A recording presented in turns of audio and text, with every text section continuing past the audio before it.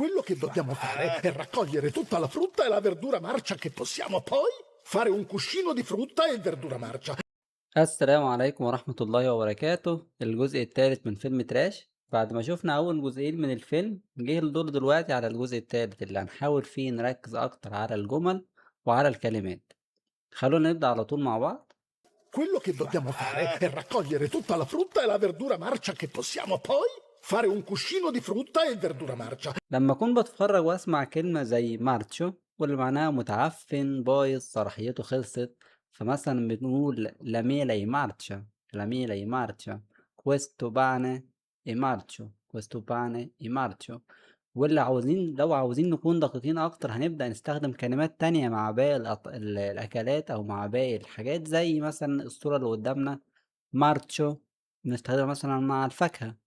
أموفيتو بنستخدمها مثلًا مع لمّا نيجي نكون عاوزين نقول الحاجة دي عفّنت. سكادوتو مع العبوات.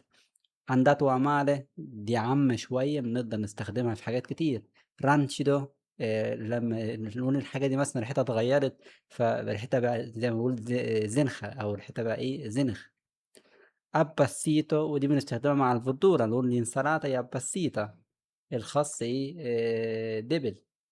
Lanciarlo oltre il muro, trovare un modo per arrampicarci sul muro, saltare di là. المرة دي فعل arrampicarsi واللي معناه يتسلق، واللي بيجي منه رياضة تسلق الجبال arrampicata. Mi piace arrampicarmi in montagna زي ما احنا شايفينه فعل منعكس. Il bambino si è arrampicato sull'albero. الطفل طلع فوق الشجرة تسلق الشجرة.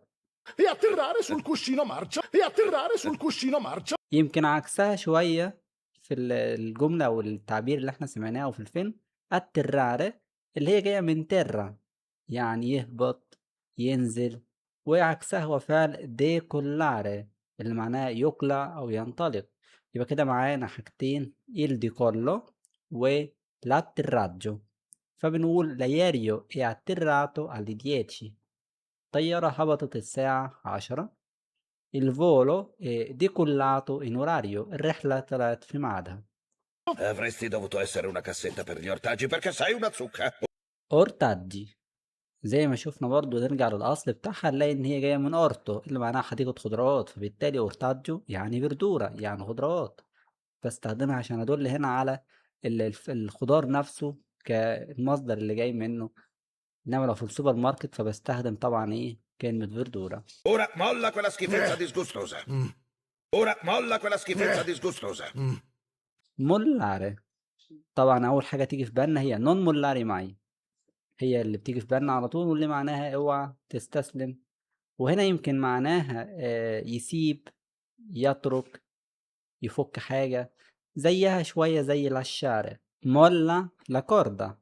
مولا لاكوردا يعني سيب الحبل ارخي الحبل. بلاحظ دايما إن الفعل ده لما بستخدمه معناه ان انا ماسك حاجة في ايدي وعاوز اسيبها، فمولاري يرخي حاجة او يسيب حاجة. او مولاتو اليوفيسيتا بيكون معناه هنا تركت للشعر، يكون معناه حد ينفصل عن حد، زي مثلا ماركو ha mollato la sua ragazza يعني انفصل عن صديقته. Ma io non ho sentito idee brillanti da parte tua. da parte tua من ناحيتك منك è molto gentile da parte tua ده حاجة والله لطيفة أوي منك. non me l'aspettavo da parte tua مكنتش مستنيها أو متوقع ده منك. ممكن كمان نستخدمها بطريقة تانية عشان ندي تعبير زي إيه salutami Marco da parte mia. salutami Marco da parte mia تفتكروا ممكن نترجمها إيه؟ سلم لي على ماركو. salutami Marco da parte mia. E non vuoi nemmeno pensare alla fogna. Perché odio l'acqua. نروح لكلمة تانية وهي فونيا اللي معناها مجاري أو الصرف، وبيجي منها فونياتورا. لا فونياتورا اللي هي شبكة الصرف الصحي. لا فونيا è intasata. لا فونيا è intasata المجاري مسدودة، الصرف مسدود. Arrampicarci sul muro. Ah, come se io fossi un acrobata del circo.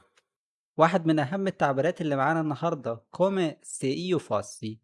come se وبعدها congiuntivo ودي بنستخدمها لما أكون بتكلم عن حاجة غير حقيقية. بقول لو كان كذا، كما لو كان كذا. parla come se fosse il capo بيتكلم زي ما بيكون هو المدير. mi guarda siccome non mi conoscesse come non mi conoscesse بيبص لي ولا كأنه يعرفني، بيبص لي كأنه ما يعرفنيش، فباستخدم طبعًا زي ما شايفين l'imperfetto congiuntivo. A meno che non vogliano suicidarsi le scatole, odiano l'acqua.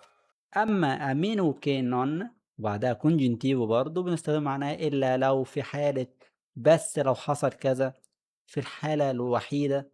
زي إيه؟ زي non esco a meno che non smetta di piovere.